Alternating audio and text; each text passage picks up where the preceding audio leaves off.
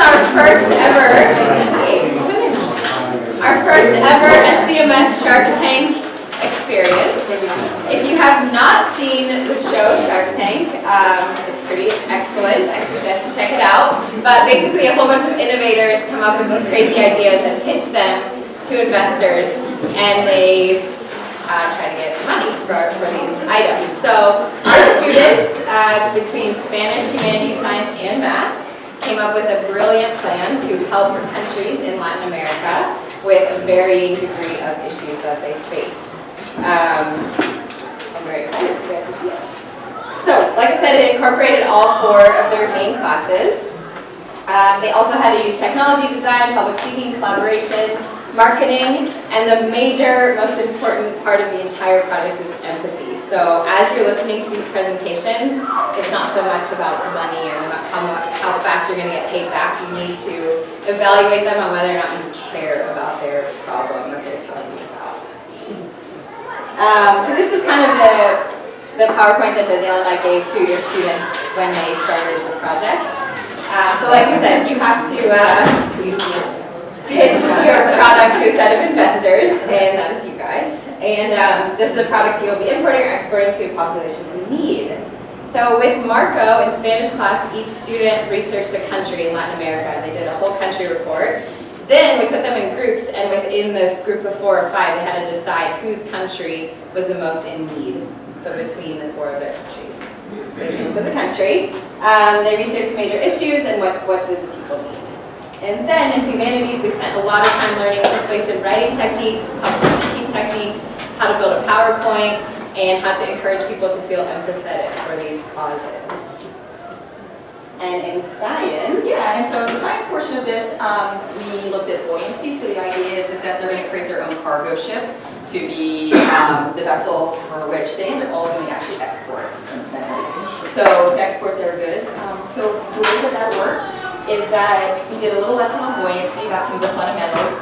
Then they all got some aluminum foil. They were making different hull designs, and we put pennies on top to see, which ones could hold the most pennies. That was the prototype. And then if you remember, we went to Arts from Scrap. Based on that prototype, all groups had $20 budget, and they went and they could get whatever within those $20 to make their boat. They came back here. We had about 2 days of just boat design. And then for the actual buoyancy test, we just got a big tub of water, very sophisticated. We got drops and weights.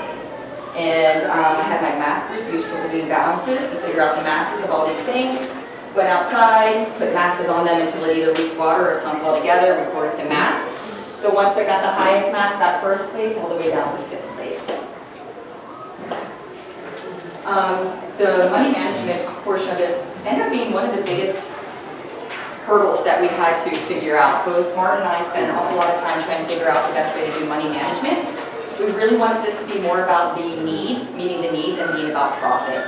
So we, in the end, decided to make the vote rankings. The vote rankings actually mimic what their profits were going to be. So at the very end, all groups are going to be asking you, the investors, for $100,000 for a flat manufacturing cost. You are guaranteed they get those $100,000 back because the government's going to give them that money back when they get there. In addition, you're going to get 10% of their profit. Now, I told the kids I would let you know how their profit was determined because it was kind of a big mathematical equation for them with a little bit of explanation, so I didn't want them to take their presentation time to show you or to tell you. So there's a manufacturing cost, $100,000. Basically, the idea was if they could hold more mass, they could hold more capacity. By holding more capacity, they could get more goods there in one journey, therefore their profits would be higher. So we just gave them a set amount based on their rankings for their buoyancy. You can see that here. First place was getting $150,000 worth of profit, down to 5th place, $110,000. So the 10% of profit that goes to you is this set profit minus their out-of-pocket. Their out-of-pocket was export tax, so 3% of that went to the port authorities, 4% of the manufacturing cost went to the government, and then they also had to pay for insurance where the buoyancy rankings came in again.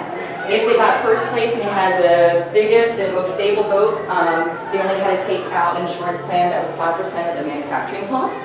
If they were down here in the 4th and 5th place, a little bit more stable, then they had to take out a higher insurance plan to help guarantee that their goods would get to wherever they're going. So that was 15%. Those in the middle had to take out 10% of the manufacturing cost. So is their set profit, minus their out-of-pocket, which is their export, and their insurance costs.